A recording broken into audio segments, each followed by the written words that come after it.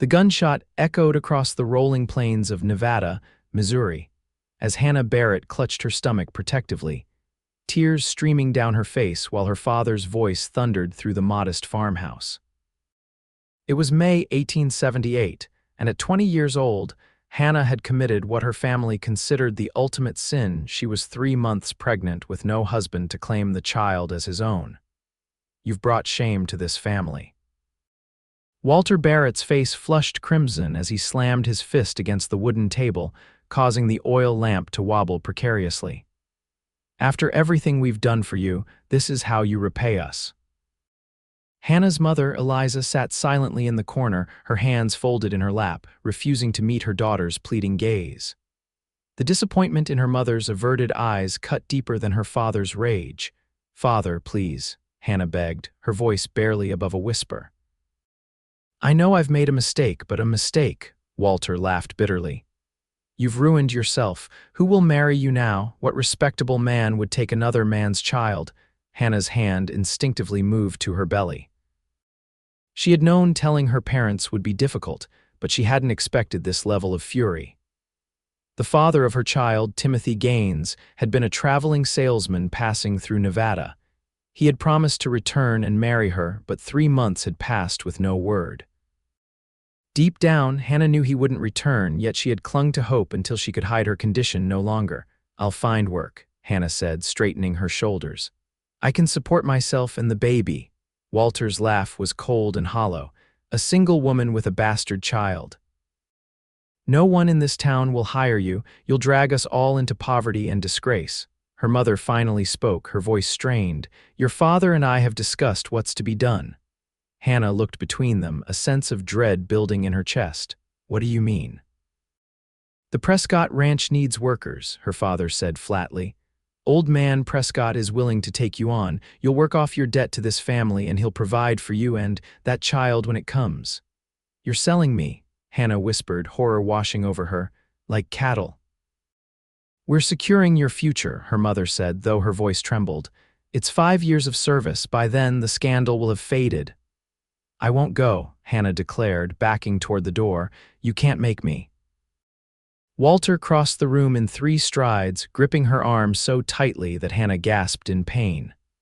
"You'll go tomorrow morning, or you'll leave this house tonight with nothing but the clothes on your back. Make your choice, girl." Hannah looked at her mother, silently pleading for support, but Eliza only dabbed at her eyes with a handkerchief, unable to intervene. The realization that her own parents would cast her out pregnant and alone hit Hannah with devastating clarity. "I'll pack my things," she finally whispered, defeat heavy in her voice. That night, Hannah lay awake on her childhood bed, tears silently soaking her pillow.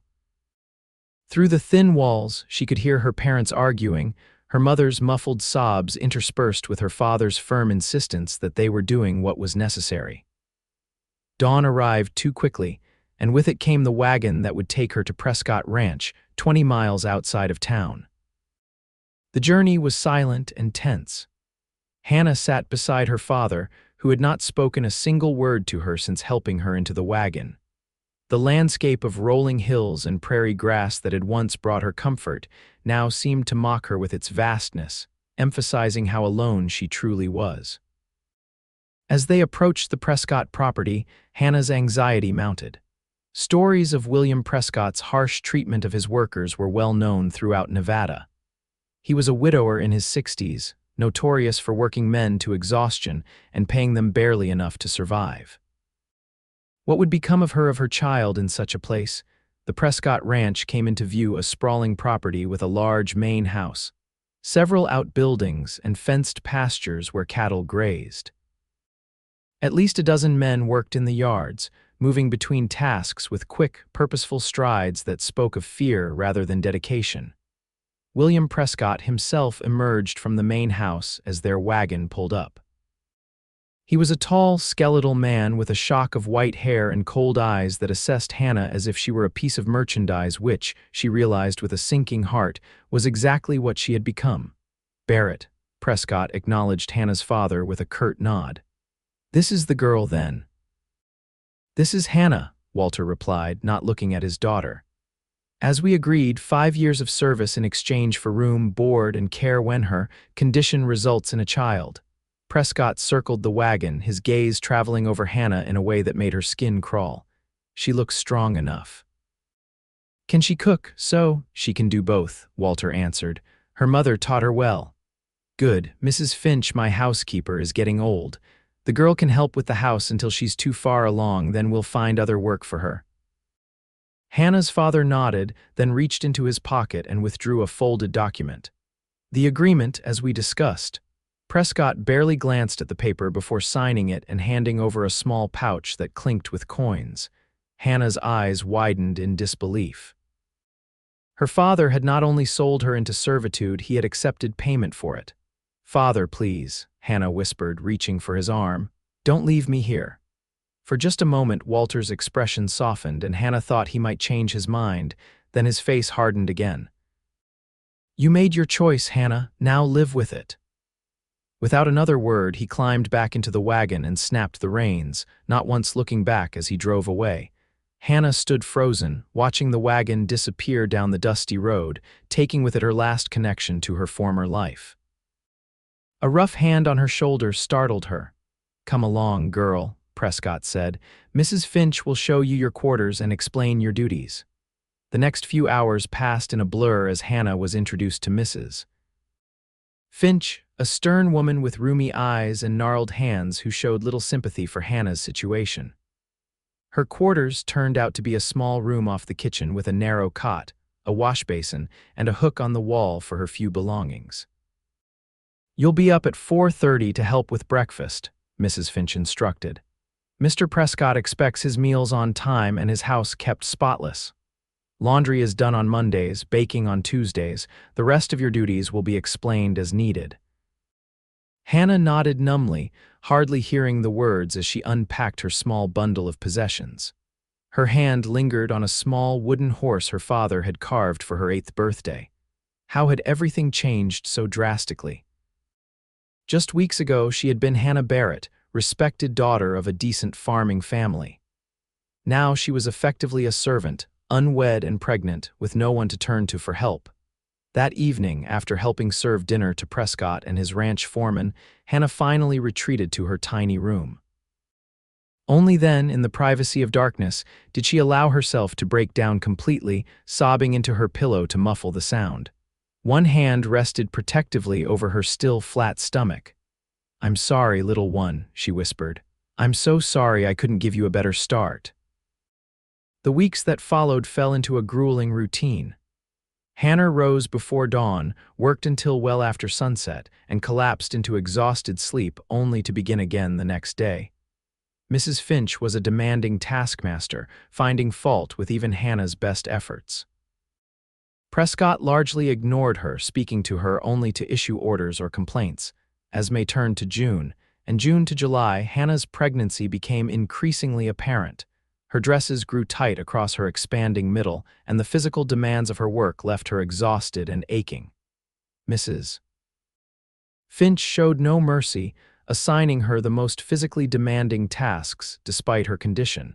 It was during the hottest week of July that everything changed. Hannah had been ordered to carry a heavy basket of wet laundry to the clothesline behind the main house. The summer sun beat down mercilessly as she struggled with the weight, sweat beading on her forehead. Halfway across the yard, a sharp pain lanced through her abdomen, causing her to gasp and drop the basket. She doubled over, gripping her belly in fear.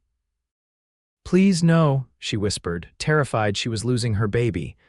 "Are you all right, miss?" The deep, concerned voice startled her. Hannah looked up to see a tall man dismounting from a dusty Palomino horse.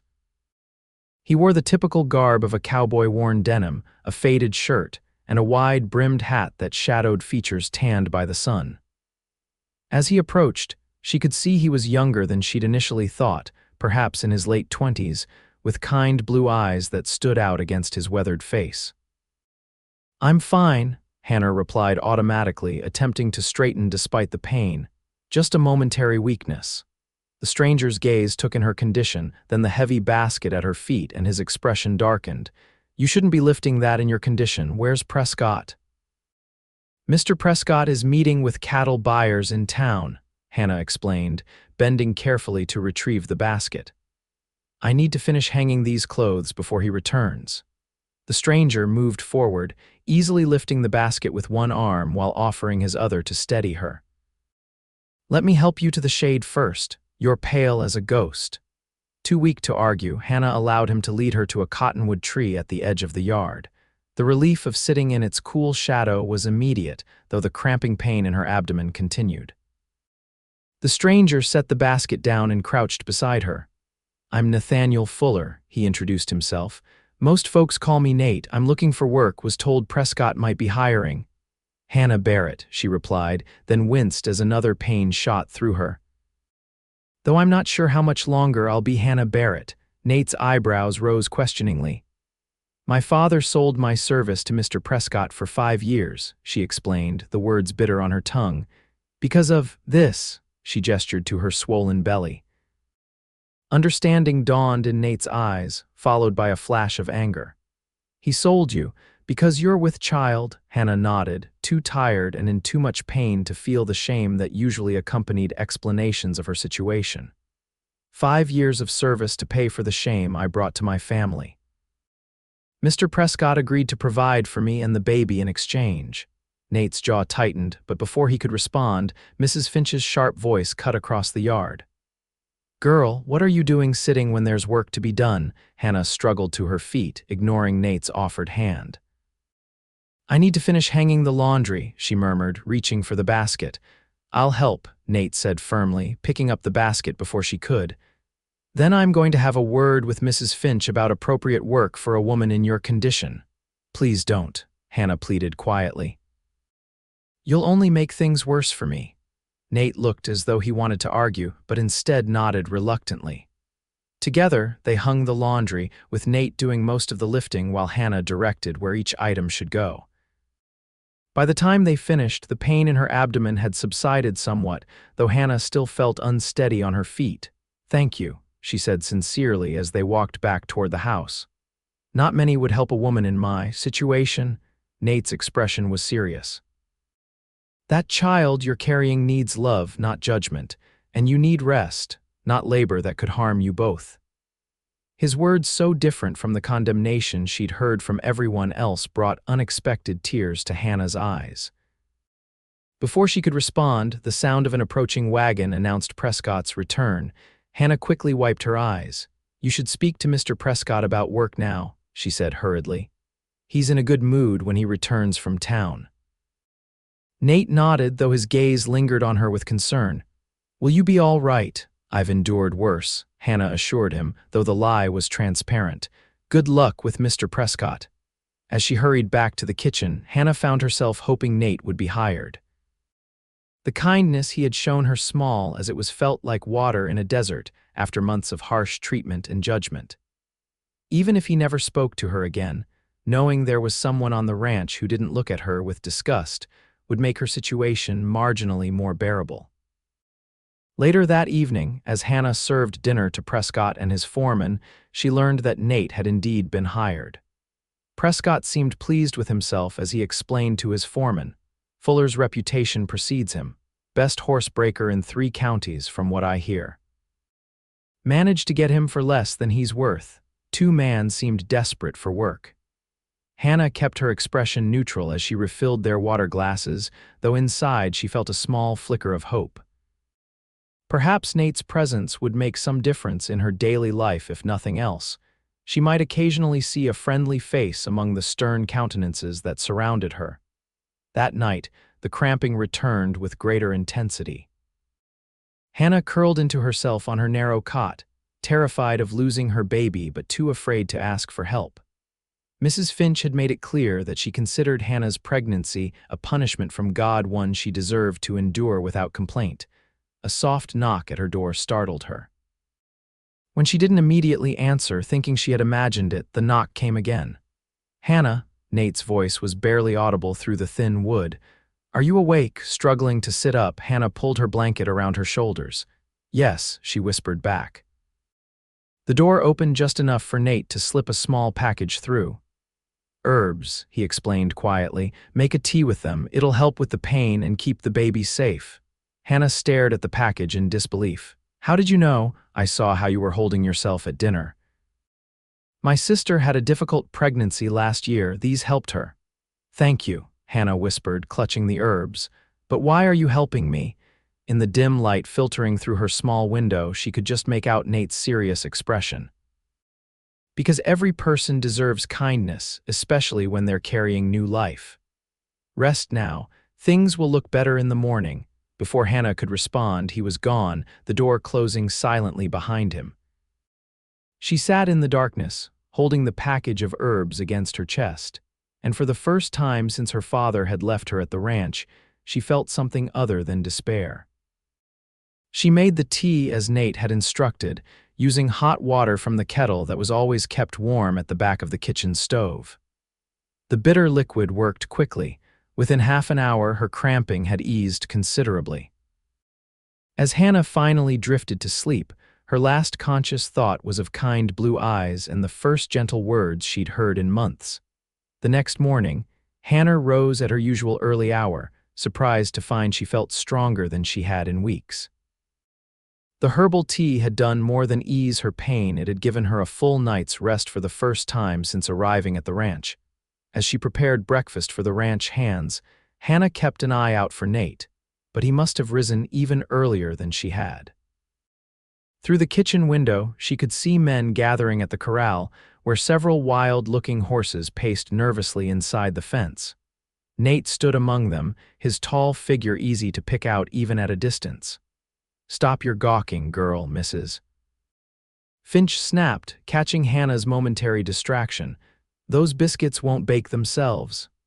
Hannah turned back to her work, but throughout the morning she found her thoughts returning to Nate. His kindness had been so unexpected, so contrary to how everyone else treated her, that it felt almost unreal. She wondered if he would continue to be friendly now that he had secured his position at the ranch, or if he would distance himself from the fallen woman once he realized how the others viewed her. Her answer came that afternoon. Hannah was hanging more laundry, this time sheets that seemed to weigh more than she did, when Nate approached the clothesline. He carried a wooden crate, which he set down before taking several sheets from her arms. Mr. Prescott asked me to bring this empty crate to the wash house, he explained loudly enough for anyone nearby to hear. Then, more quietly as he pinned a sheet to the line, "You're looking better today." The tea helped, Hannah replied softly, glancing around to ensure they weren't being observed. I can't thank you enough. No need for thanks, Nate said, efficiently hanging another sheet. I made arrangements with Prescott to have you assigned to lighter duties. Told him I needed someone to cook for the men working the south pasture and that Mrs. Finch couldn't be spared from the main house. Hannah nearly dropped the clothespin she was holding. You did what? It'll be easier work, Nate continued, as if he hadn't just performed a miracle. Just cooking for 6 men, including me. The cabin is basic but clean. You'll have your own space away from Mrs. Finch's watchful eye. Why would you do this? Hannah asked, bewildered by his intervention. Nate paused in his work, his expression serious. Because what Prescott and your father arranged isn't right. A woman in your condition needs proper care, not to be worked like a field hand. His eyes softened slightly. And because that child you're carrying deserves a mother who isn't exhausted to the point of illness. Hannah felt tears welling in her eyes and blinked rapidly to dispel them. Mr. Prescott agreed to this, reluctantly, Nate admitted with a slight smile. But I convinced him it made good business sense. His men at the south pasture have been living on beans and hardtack for months. Proper meals will improve their productivity.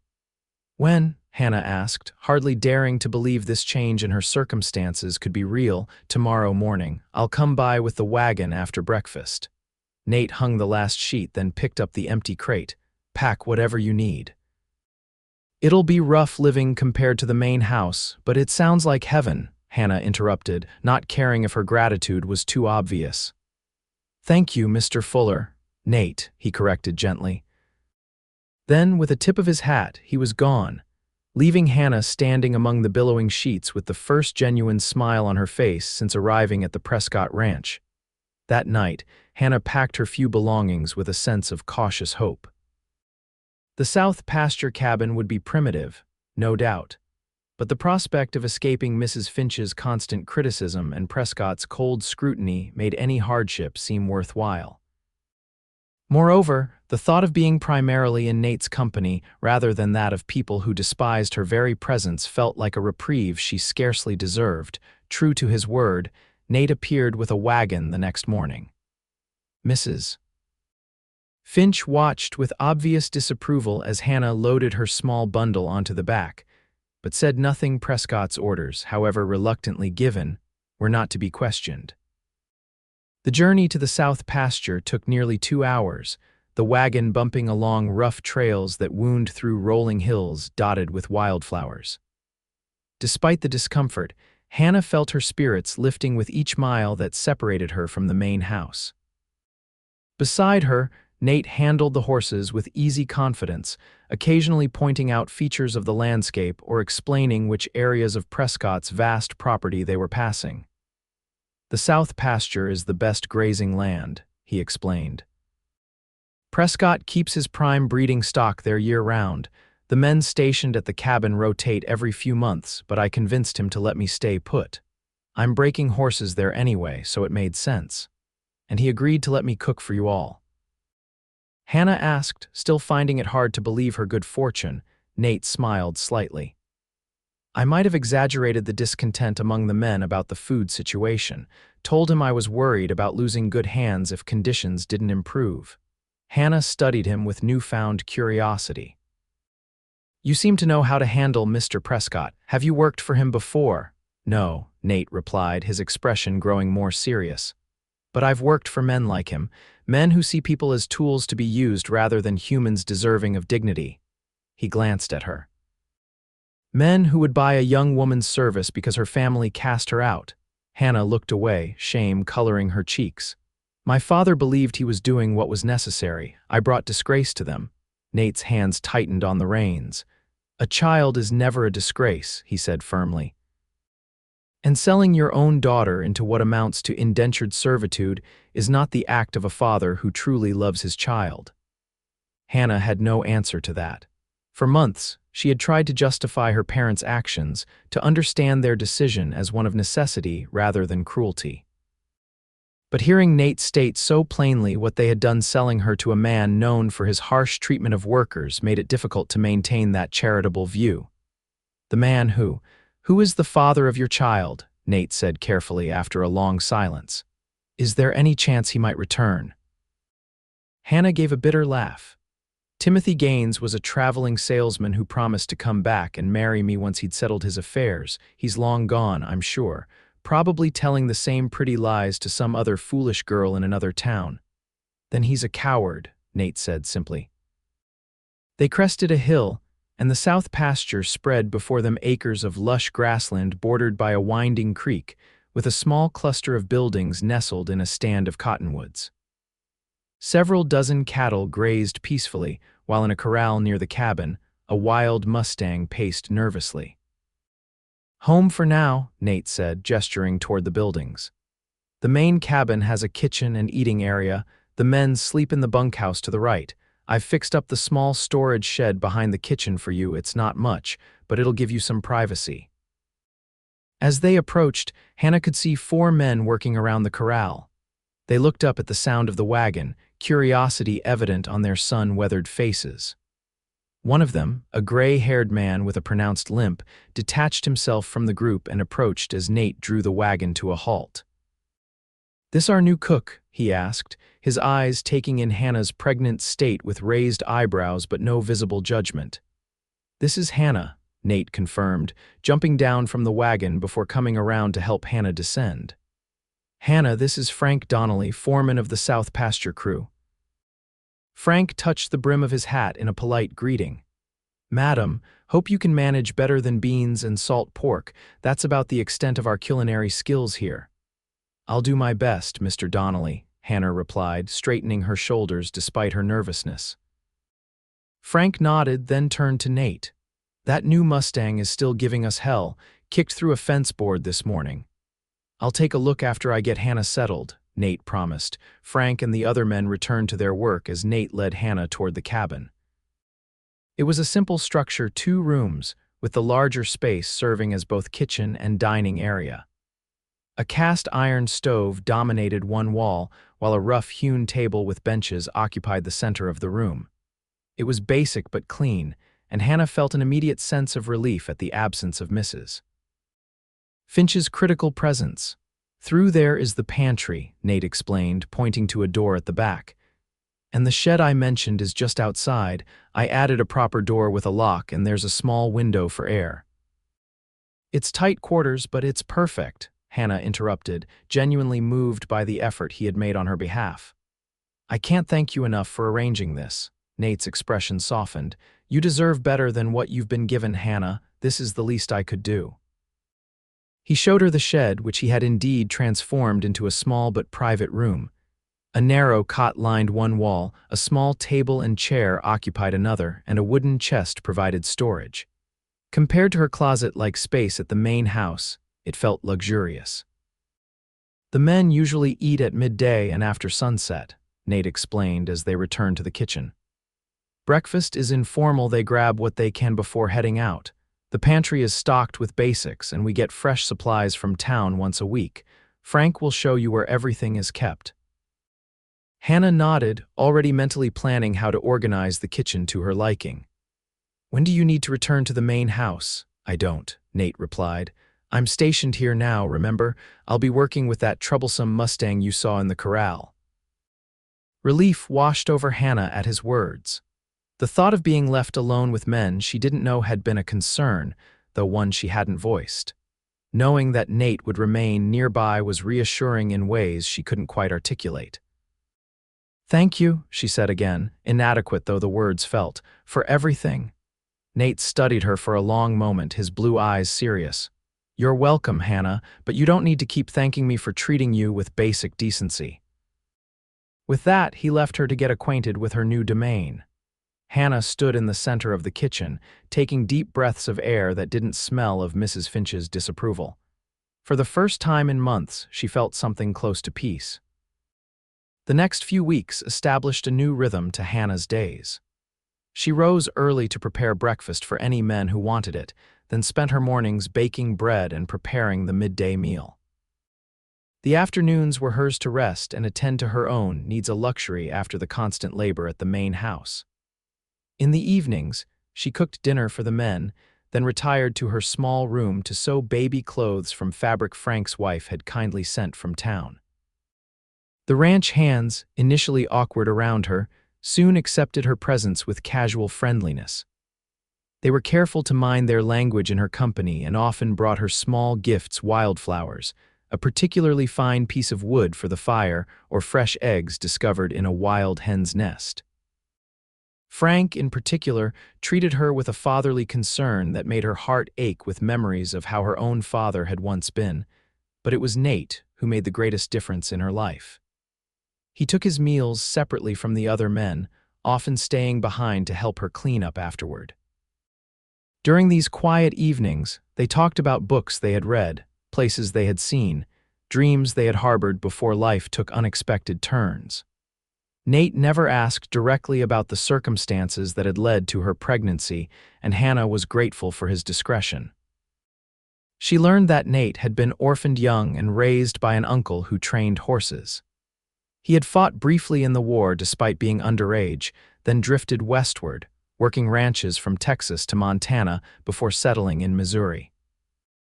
There was a depth to him that Hannah found increasingly compelling, a thoughtfulness behind his quiet manner that spoke of a man who had seen much of life's hardships, yet retained his fundamental decency. As August faded into September, Hannah's condition became more pronounced. Her baby kicked vigorously now, especially in the evenings when she sat by the fire. One night, as she and Nate washed dishes after the other men had left, a particularly strong movement made her gasp and place her hand on her rounded belly. The baby's active tonight, she explained when Nate looked at her with concern. Nate's expression softened with interest. May I? he asked hesitantly, gesturing toward her stomach. Surprised but touched by his request, Hannah nodded and guided his hand to where the baby was kicking. Nate's calloused palm rested gently against the worn fabric of her dress, his eyes widening when he felt the strong movement beneath. "That's amazing," he said softly, genuine wonder in his voice. "A whole new person just waiting to meet the world." Hannah felt tears spring to her eyes at his words. Since discovering her pregnancy, she had heard her child described as a burden, a shame, a punishment, but never as Nate saw it. A new person to be welcomed. "Thank you for saying that," she whispered. Nate's hand lingered for a moment before he withdrew it, a slight flush coloring his tan cheeks. "It's only the truth. Your baby is lucky to have a mother who cares so much, even though I'm unmarried, with no prospects," Hannah asked, voicing the doubt that had plagued her for months. "A marriage certificate doesn't determine whether someone will be a good parent," Nate replied firmly. "I've known plenty of married folks who had no business raising children and single parents who gave their children everything that matters." His words settled around her like a warm blanket, comforting in their simple truth. As they finished the dishes in companionable silence, Hannah realized that somewhere along the way, her feelings for Nate had deepened beyond gratitude. His kindness, his respect, his way of seeing her as a person of value rather than a fallen woman, all had combined to create something she had never expected to feel again. Attraction, admiration, and a tentative hope for something more. But such feelings were dangerous. Nate had shown her kindness, yes, but that didn't mean he harbored romantic intentions. A man like him, honorable, handsome, skilled, could have his choice of respectable women. Why would he choose a pregnant, disgraced woman sold into service by her own father? As September progressed, Hannah's apprehension about her approaching delivery grew. The nearest doctor was in Nevada, 20 miles away. Mrs. Donnelly, Frank's wife, had offered to attend her when the time came, but Hannah worried about complications. What if something went wrong? What if she died in childbirth, leaving her baby alone? These fears plagued her one evening as she sat on the small bench outside the kitchen, watching the sunset paint the prairie in shades of gold and crimson. She was so absorbed in her worries that she didn't hear Nate approach until he spoke. "May I join you?" he asked, gesturing to the space beside her on the bench. Hannah nodded, shifting slightly to make room. They sat in silence for a few minutes, watching as the first stars appeared in the deepening blue of the eastern sky. "You seem troubled," Nate observed quietly. Hannah sighed, her hand absently rubbing her swollen belly. "I'm afraid," she admitted, "the baby will come soon and I'm not sure I'm ready." "No one is ever ready to become a parent," Nate said with a small smile. "At least, that's what my uncle used to say. He raised me after my parents died, and he claimed he never felt prepared, not even after years of it." "It's not just that," Hannah confessed. "I'm afraid of the birth itself, of something going wrong with no doctor nearby." Nate's expression grew serious. "I've been thinking about that too. That's why I spoke with Prescott yesterday. I've arranged for a wagon to take you to town next week, where you'll stay at the boarding house until the baby comes. The doctor there has agreed to attend you." Hannah stared at him in astonishment. "How?" "Mr. Prescott would never agree to such an expense." "He didn't have much choice," Nate replied, a hint of satisfaction in his voice. "I reminded him that his agreement with your father included providing for you and the child. If anything happened to either of you because of inadequate care, it would reflect poorly on him." "But the cost is coming partly from my wages," Nate interrupted. "I made a deal with Prescott. Don't worry about the money, Hannah. What matters is that you and your baby are safe." Hannah was speechless. That Nate would spend his hard-earned wages on her welfare, would negotiate with the formidable Prescott on her behalf, was beyond anything she could have expected. "Why?" she finally managed to ask. "Why do all this for me?" Nate turned to face her fully, his expression earnest in the fading light. "Because I care what happens to you, Hannah, to you and your child." "As a friend?" Hannah asked, her heart beating faster despite her attempt to remain calm. Nate hesitated, then reached out to take her hand. His touch was gentle but firm, his calloused palm warm against her skin. As more than a friend, he admitted quietly, if that's something you might want to. Joy and disbelief warred within Hannah's chest. But I'm carrying another man's child. My reputation is ruined.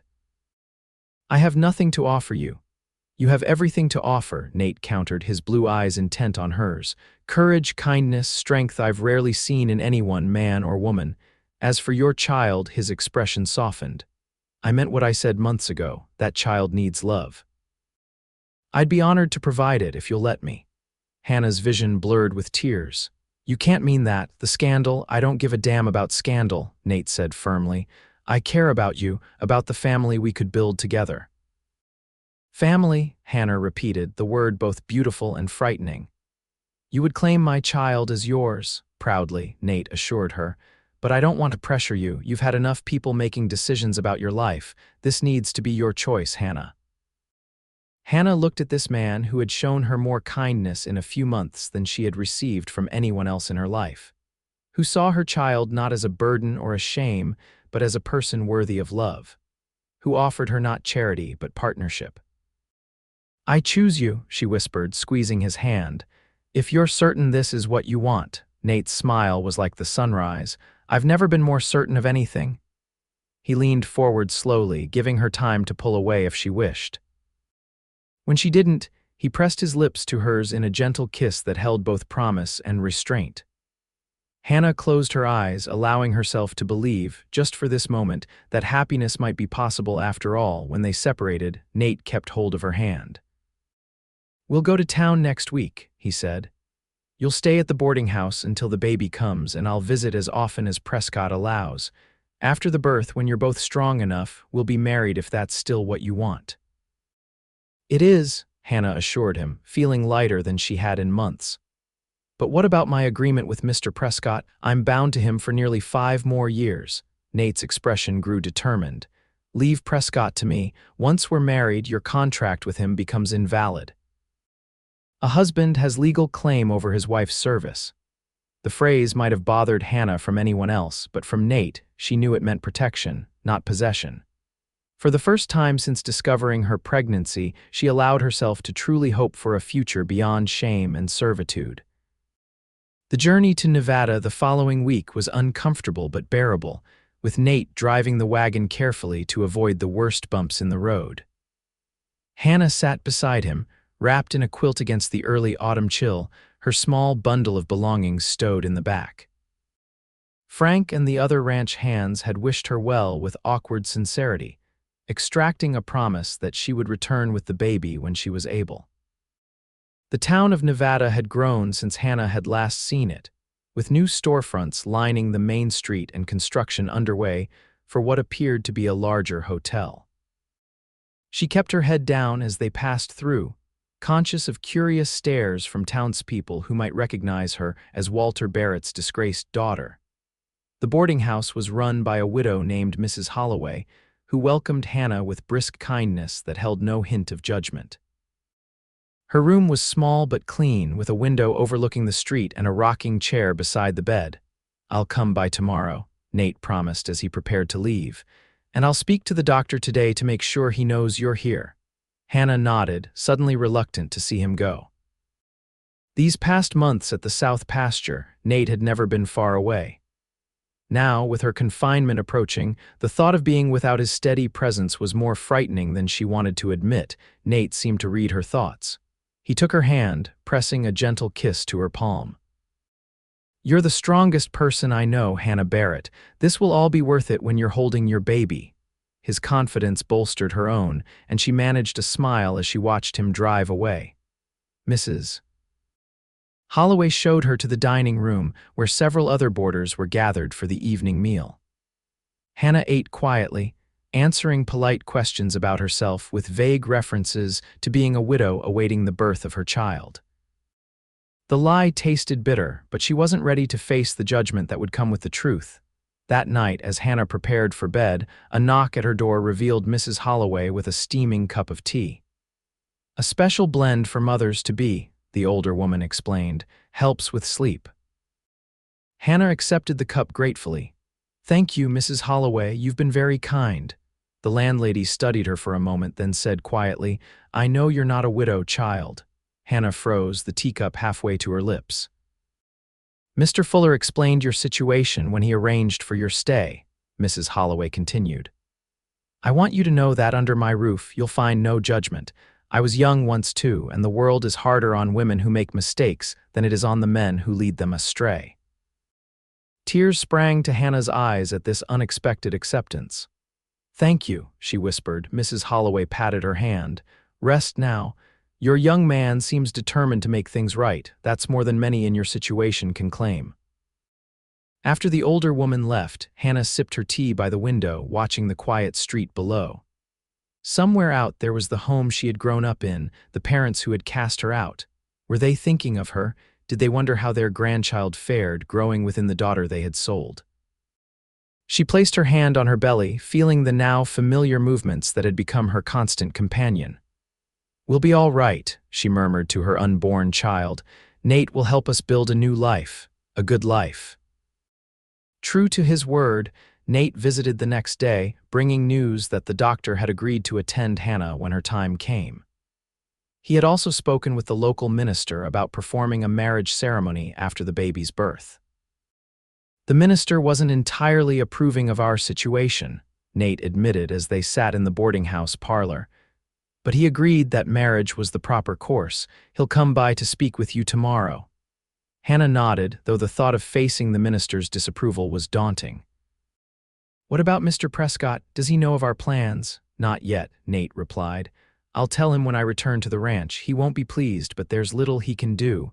The law is clear about a husband's rights to his wife's service." "And what about your position at the ranch?" "Will he dismiss you?" Nate shrugged. "Possibly, but I've been saving my wages and I have prospects elsewhere. The Donnelly's son-in-law is looking for a partner in his livery stable here in Nevada. It would mean a stable home for us, close to town." The casual way he spoke of their future together as if it were already certain, already being built, warmed Hannah's heart. After months of having no control over her own fate, the prospect of a life with Nate, of decisions made together, felt like freedom.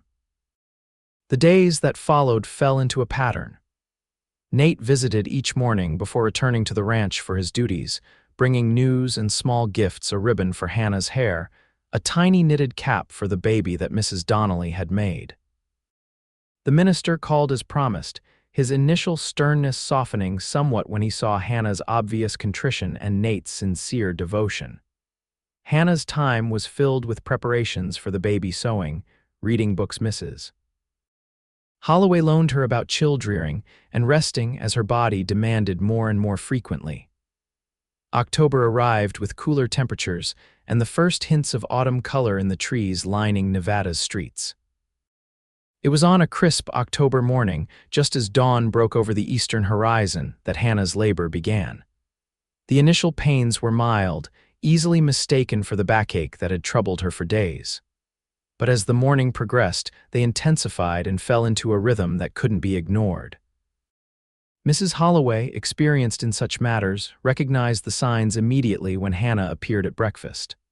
"I'll send for the doctor," she said briskly. "And for Mr. Fuller, though it may be hours yet."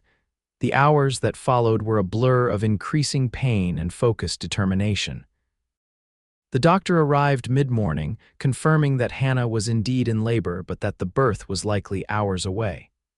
Nate arrived shortly after noon, his face pale with concern when he heard Hannah's cries from upstairs. "She's doing well, Mrs. Holloway assured him, keeping him in the parlor despite his clear desire to go to Hannah. "First babies often take their time. The doctor is with her, and I've attended enough births to know she's progressing normally." Nate paced the small parlor like a caged animal, flinching with each muffled cry from above. "I should be with her," he insisted. Mrs. Holloway shook her head firmly. "Men have no place in the birthing room, Mr. Fuller.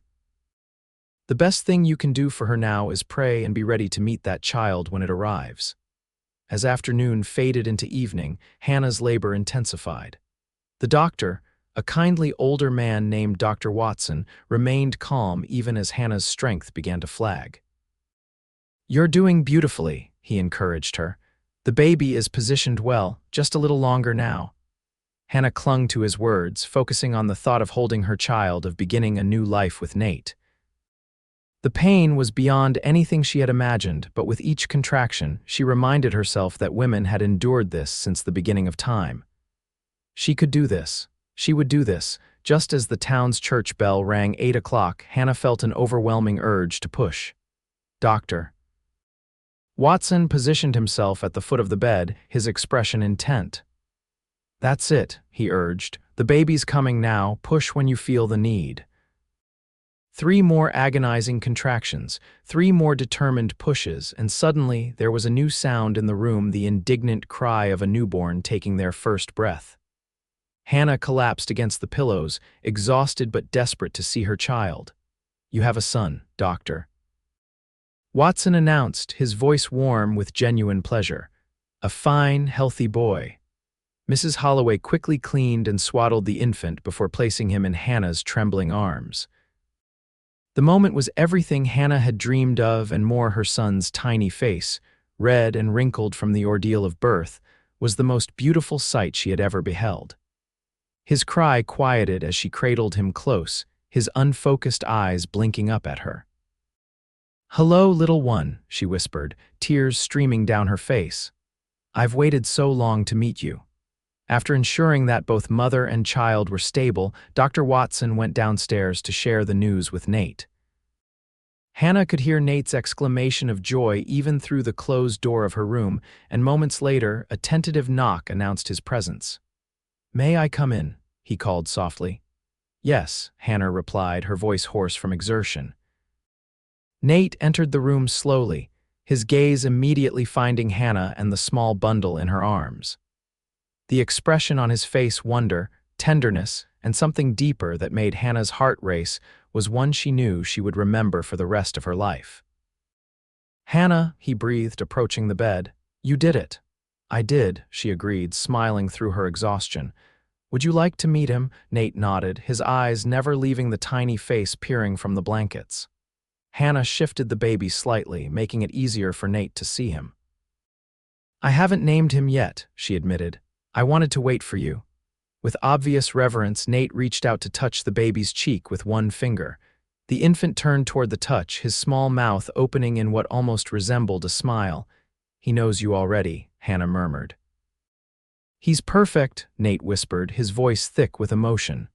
Absolutely perfect. He looked up at Hannah, his blue eyes shining with unshed tears. May I hold him? Hannah carefully transferred her son to Nate's arms, guiding him in how to support the baby's head. The sight of this strong man cradling her newborn with such gentleness brought fresh tears to her eyes. I was thinking, she said hesitantly, of naming him Samuel, after my grandfather.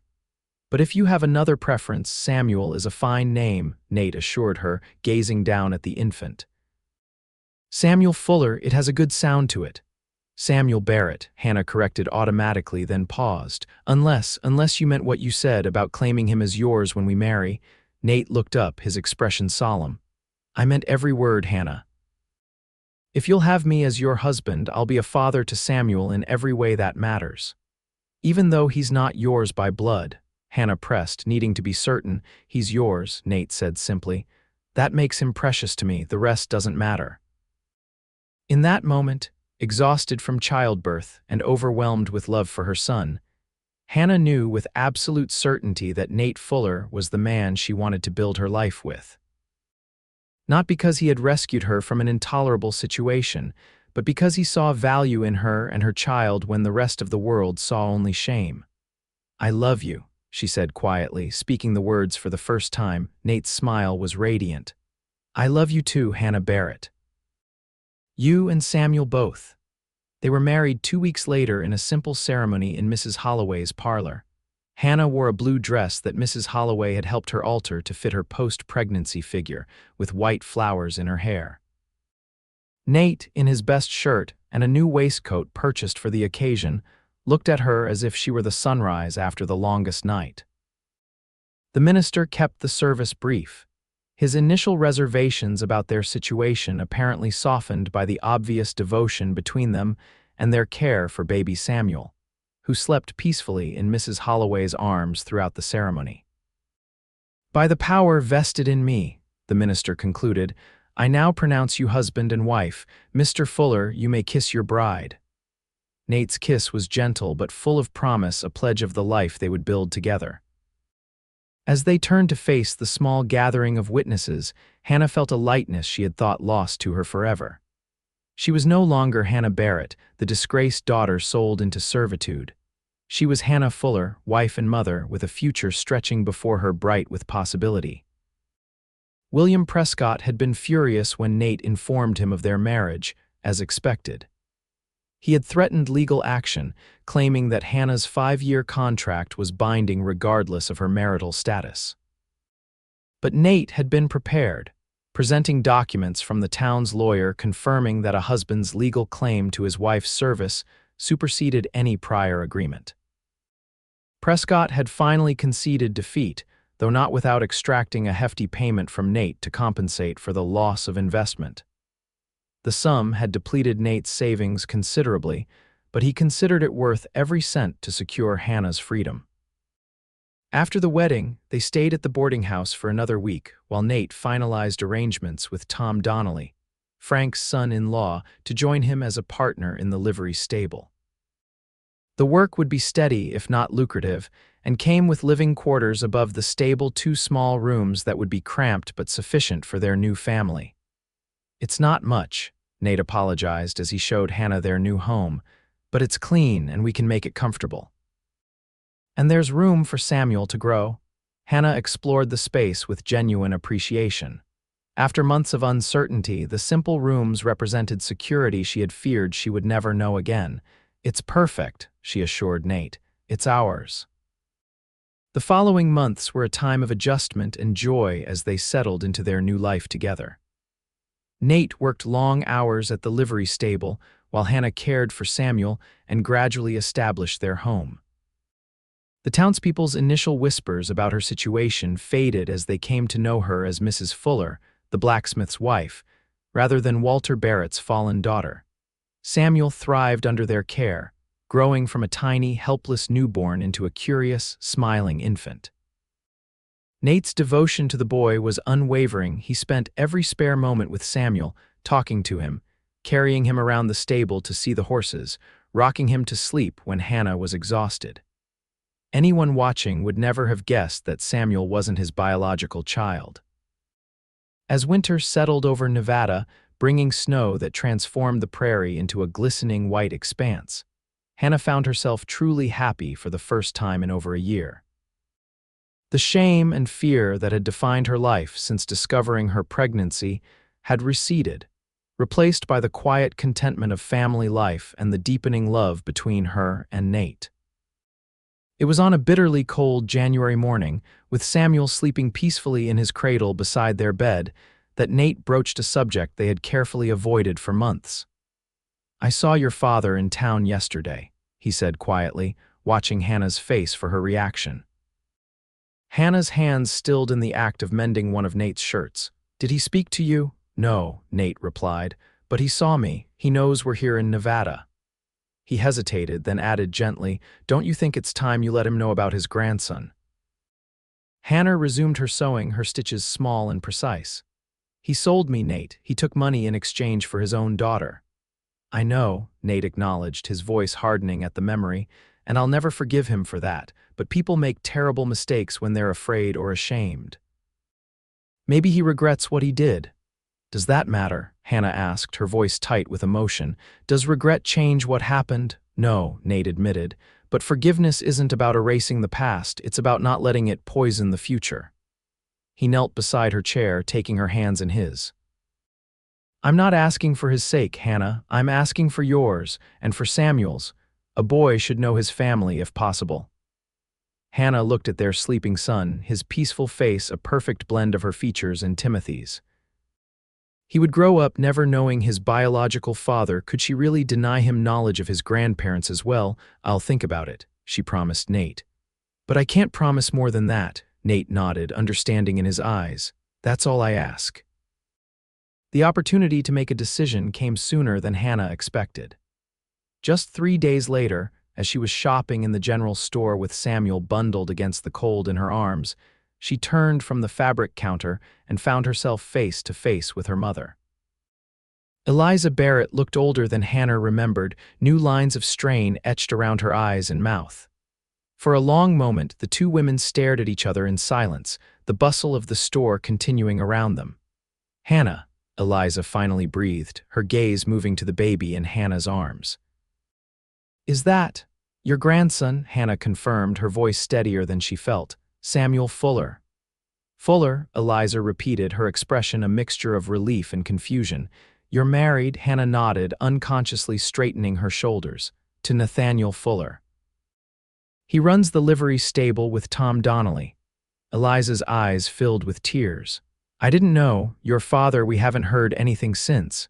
She trailed off, unable to complete the thought, "since you sold me to William Prescott." Hannah finished, keeping her voice low but unable to prevent the bitterness from seeping through. "Hannah, please," her mother whispered. "It wasn't like that. We thought your father thought it was the only way." "The only way to what, Mother? To get rid of your shameful daughter?" Samuel stirred in her arms, sensing her distress. Hannah automatically soothed him, rocking gently until he settled again. The simple action seemed to transfix Eliza, whose hands twitched as if longing to reach for the baby. "He's beautiful," she said softly. Despite herself, Hannah felt a flicker of pride. "Yes, he is. He's a good baby, hardly cries except when he's hungry or tired." An awkward silence fell between them. Hannah knew she should simply excuse herself and leave, but something held her in place, perhaps the memory of Nate's words about forgiveness, or the undeniable longing in her mother's eyes as she gazed at Samuel. "Would you like to hold him?" Hannah found herself asking. Eliza's eyes widened in surprise, then gratitude. "May I?" Hannah carefully transferred Samuel to her mother's arms, watching as Eliza cradled him with the practiced ease of a woman who had raised children of her own.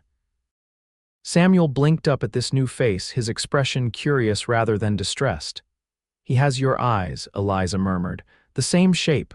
"Nate says the same thing," Hannah replied. "Your husband, is he good to you?" Eliza asked hesitantly. "To the baby." "He's the best man I've ever known," Hannah answered truthfully. "He loves Samuel as his own." Relief washed over Eliza's face. "I'm so glad, Hannah. I've worried, we've both worried, have you?" Hannah interrupted, unable to keep the skepticism from her voice. "It would have been easy enough to find out how I was faring. Nevada isn't such a large town." Shame colored her mother's cheeks. "Your father forbade it. He said you had made your choice and we had to live with ours." "And what choice was that, Mother?" "To abandon your daughter when she needed you most." Eliza flinched at the words. "We were wrong," she whispered. "I was wrong to let him send you away. Not a day has passed that I haven't regretted it." Hannah felt tears threatening and blinked them back fiercely. She would not cry in the middle of the general store. "Regret doesn't change what happened." "No," Eliza agreed, echoing Nate's words from days earlier. "It doesn't, but perhaps it can be the beginning of something new." She looked down at Samuel, then back at Hannah. "Your father doesn't know I'm here. I saw you through the window and couldn't let you go again without speaking to you." Hannah considered her mother's words, weighing the years of love and care before her pregnancy against the brutal rejection that had followed. Nate was right, forgiveness wasn't about erasing the past, but perhaps it could be about creating a different future. "I'm not ready to see Father," she said finally. "But if you would like to visit Samuel to get to know him, you could come to our home above the livery stable, if Nate agrees." The hope that bloomed on Eliza's face was almost painful to witness. "Truly, you would allow that? He's your grandson," Hannah said simply. "And Nate believes family is important even when they've made terrible mistakes." Eliza carefully handed Samuel back to Hannah, her hands lingering briefly on the blanket that wrapped him. "Your husband sounds like a wise man." "He is," Hannah agreed, "which is why I married him." They parted with a tentative plan for Eliza to visit the following week, when Walter would be attending a farmers' meeting in the next county. As Hannah walked home through the snow-covered streets, she felt lighter somehow, as if a burden she hadn't fully acknowledged had been partially lifted. Nate was supportive of her decision when she told him about the encounter. "Your mother made a mistake in not standing up to your father," he said as they prepared for bed that night. "But she's trying to make amends now. That takes courage." "What about my father?" Hannah asked. "Should I forgive him too?" Nate considered the question carefully. "That's for you to decide in your own time. Forgiveness isn't something anyone can demand of you, not me, not your mother, not even God, I suspect. It has to come from within when you're ready." Hannah nestled against him, drawing comfort from his solid presence. "I don't know if I'll ever be ready to forgive him." "Then don't force it," Nate advised, pressing a kiss to her temple. "Some wounds take longer to heal than others. Just know that whatever you decide, I'm with you." Eliza's visit the following week was awkward but ultimately positive. She brought a handmade quilt for Samuel and news of the town that carefully avoided any mention of Walter. Nate made a point of being present for part of the visit, his quiet strength a reassurance to Hannah that she was not facing this reconciliation alone. As winter gave way to spring, Eliza's visits became more regular. She never pressured Hannah to see Walter, though she occasionally mentioned that he asked about her and Samuel. Hannah listened, but made no commitments, content for now with the careful rebuilding of her relationship with her mother. Life settled into a rhythm that felt remarkably normal given the tumultuous events that had brought them to this point. Nate's partnership with Tom Donnelly flourished as spring brought increased traffic through Nevada and more demand for their services. Hannah established a small garden behind the livery stable, growing vegetables and herbs that supplemented their modest income. Samuel grew from a placid infant into an active, curious baby who delighted in exploring his expanding world. His first wavering steps were taken in the livery stable, his tiny hands grasping Nate's fingers as he tottered between his parents with a look of determined concentration that made them both laugh with joy. By the time Samuel's first birthday approached in October 1879, Hannah found herself thinking more often about the future not with fear, as she once had, but with hopeful anticipation. Their lives were not grand or wealthy, but they were rich in the things that truly mattered: love, security, and mutual respect. It was on an unseasonably warm autumn afternoon that Hannah returned from shopping to find an unexpected visitor in the livery stable. Walter Barrett stood awkwardly near the entrance, his hat in his hands, deep in conversation with Nate. Both men fell silent as Hannah approached, her steps slowing when she recognized her father. "Hannah," Walter said, his voice rough with emotion, "you're looking well." Hannah shifted Samuel higher on her hip, instinctively protective. "Father, I didn't expect to see you here." Walter glanced at Nate, who gave a nearly imperceptible nod. "I came to speak with your husband first," Walter explained, "to ask his permission to see you and the boy." "And what did Nate say?" Hannah asked, though she could guess the answer from her husband's expression. "He said it was entirely your decision," Walter replied, "that he wouldn't presume to make it for you." Hannah felt a rush of gratitude toward Nate, who understood so perfectly what she needed: not protection from her father, but the space to make her own choice about facing him. "I'll take Samuel upstairs," Nate offered quietly. "Give you two some privacy to talk." Hannah handed their son to him, drawing strength from the gentle squeeze Nate gave her hand before he left. When they were alone, she turned to her father, waiting for him to speak first. Walter looked older than she remembered, his shoulders stooped as if under a heavy burden. "I don't know where to begin," he admitted, "except to say that I was wrong, terribly, unforgivably wrong." "Yes, you were," Hannah agreed, her voice steady despite the emotions roiling within her. "You sold your daughter, father, for 30 pieces of silver like Judas selling Christ." Walter flinched at the biblical comparison. "It wasn't about the money, Hannah. I thought God help me. I truly believed I was doing what was best for you. Prescott had resources we didn't. He could provide for you and the child. You knew what kind of man he was," Hannah countered. "How he treated his workers, yet you left me there without a backward glance." "I was ashamed," Walter confessed, his voice breaking, "not of you, of myself, of failing as a father, of not protecting you from men like that salesman who took advantage of you." "Timothy didn't take advantage of me," Hannah corrected him, surprising herself with the admission. I was a willing participant, foolish perhaps, but not a victim. Walter looked startled by her candor, then nodded slowly. Even so, I should have stood by you. Instead, I let my pride and fear dictate my actions, and I've regretted it every day since. Hannah studied her father's face, searching for the man who had once carried her on his shoulders and taught her to ride a horse. He was still there beneath the lines of regret and the gray that now dominated his once brown hair. Why now? She asked. Why come to me after all this time? Your mother, Walter admitted. She told me about Samuel, about how you've built a good life despite my actions. She said I was a fool to let pride keep me from knowing my grandson. He paused, then added quietly, and she said if I didn't make things right with you, she would leave me, after 30 years of marriage. The thought of her mild-mannered mother delivering such an ultimatum was so unexpected that Hannah almost smiled. She's changed, she observed. We both have, Walter replied. Losing you, realizing what we had done, it changed us in ways I never anticipated.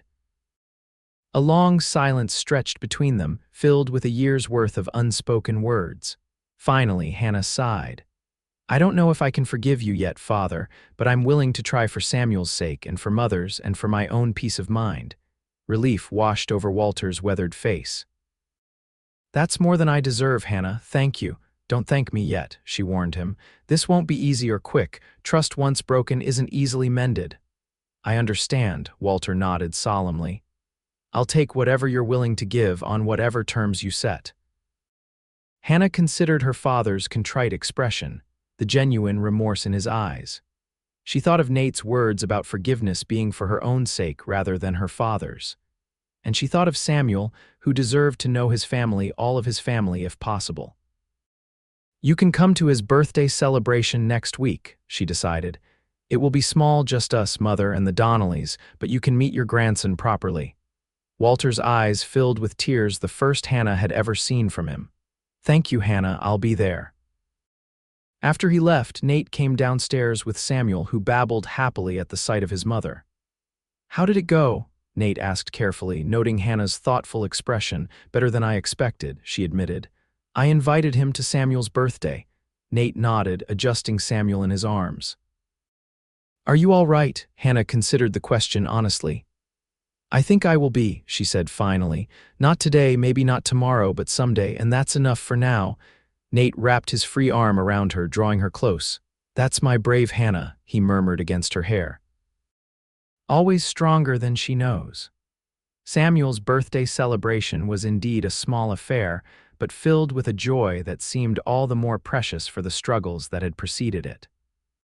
The tension between Hannah and her father gradually eased as the afternoon progressed, helped along by Samuel's antics and Nate's steady presence at Hannah's side. As she watched her father gently bouncing Samuel on his knee, Hannah felt the last hard edges of her resentment begin to soften. The path to full forgiveness would be long, but she had taken the first steps. For now, that was enough. Later that night, with Samuel sleeping peacefully in his crib, Hannah and Nate sat together on the small porch behind the livery stable, watching the stars appear in the darkening sky. I have something to tell you, Hannah said, breaking the comfortable silence. Nate turned to look at her, his expression curious. What is it? Hannah took his hand, placing it gently against her stomach. We're going to have another baby, she said softly, in the spring. Joy bloomed across Nate's face, his blue eyes bright with emotion. A baby, you're certain? Hannah nodded, smiling at his excitement. Dr. Watson confirmed it yesterday. I wanted to be sure before I told you. Nate pulled her into a gentle embrace, his hand still resting on her stomach as if he might already feel the tiny life growing there. Another child, he marveled. Our child. The simple words held a world of meaning. This baby would be born to parents who were married, who had chosen each other, who had built a life together despite hardship and judgment. This child would never know the shame and rejection Hannah had endured. Instead, they would know only love from their parents, from their brother Samuel, from grandparents who had learned the hard way that family bonds were too precious to discard. Are you happy? Nate asked, studying her face in the moonlight. Hannah thought of the long, painful journey that had brought her to this moment, from the terrified girl whose family had sold her, to the woman she was now, secure in her husband's love and her own strength. She thought of Samuel, sleeping peacefully inside, and the new life already beginning within her. And she thought of Nate, who had seen her value when no one else would, who had said simply, "That child needs love," and then provided it in abundance. "Yes," she answered, leaning into his embrace. "I'm happier than I ever thought I could be." And as they sat together under the vast prairie sky, planning for the future that stretched before them, Hannah knew with absolute certainty that she had found her true home not in a place, but in the family she and Nate were building together, one day and one act of love at a time.